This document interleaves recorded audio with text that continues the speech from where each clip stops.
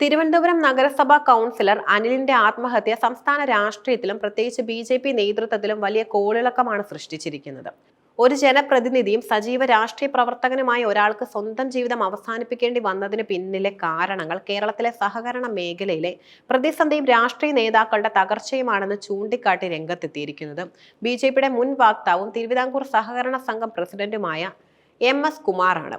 അനിലിന്റെ ആത്മഹത്യക്ക് പിന്നിൽ ബി.ജെ.പിയുടെ ഭാഗമായതാണ് ഒരു പ്രധാന കാരണമെന്നും വായ്പയെടുത്ത സ്വന്തം പാർട്ടി നേതാക്കളുടെ വഞ്ചനയാണ് ഈ ദുരന്തത്തിന് വഴിവെച്ചതെന്നും എം.എസ്. കുമാർ ആരോപിക്കുന്നു.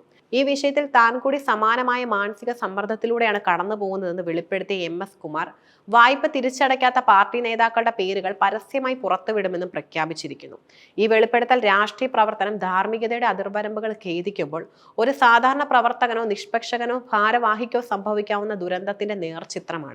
എം.എസ്. കുമാർ തന്റെ ഫേസ്ബുക്ക് പോസ്റ്റിലൂടെ പങ്കുവച്ച വിവരങ്ങൾ കൗൺസിലർ അനിലിന്റെ ആത്മഹത്യ ഒരു വ്യക്തിപരമായ ദുരന്തത്തിനപ്പുറം സംഘടനാപരമായ പരാജയം കൂടിയാണെന്നും സ്ഥാപിക്കുന്നു. അനിൽകുമാറിനെ സംശുദ്ധ രാഷ്ട്രീയ പ്രവർത്തനം നടത്തുന്ന മിടുക്കനായ ജനപ്രതിനിധിയായാണ് കുമാർ വിശേഷിപ്പിക്കുന്നത്.